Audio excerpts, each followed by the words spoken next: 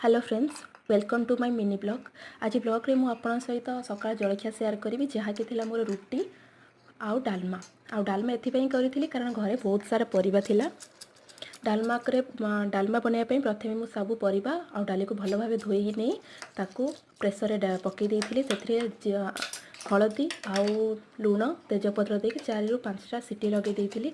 सीटी लगे सारला पर एपटे गोटा बैगण थिला देखिली इच्छा है खाइबा को, तेणु ताकू गोटा गोटा गोल गोल करके काटी नहीं। से लुण हलदी लंका गुंड धनिया गुंड एसबू देकी ताकू मु गोटा भाजी नहीं।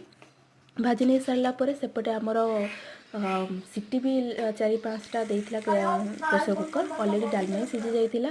सेथरे मु टमाटो को काढ़ी नेली। काढ़ी नहीं सारा पर छुंक पे प्रस्तुत कली। देखो मोर डालमा भी केते सुंदर भाव सीझी जाइए।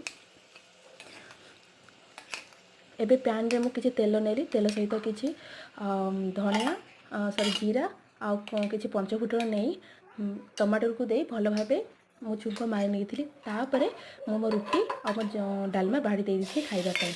जदि आपन मो वीडियो भल लागुछि तो दयाकोरी मतलब वीडियो को लाइक शेयर और सब्सक्राइब करंतु। आगु भी मते मोटिवेट मिलिबो कि नुआ नुआ वीडियो आपन पे आनिबा ପାଇଁ। आ जो माने भी नुआ देखुचंती काइंडली लाइक शेयर और सब्सक्राइब कर दियंतु। Thank you for watching.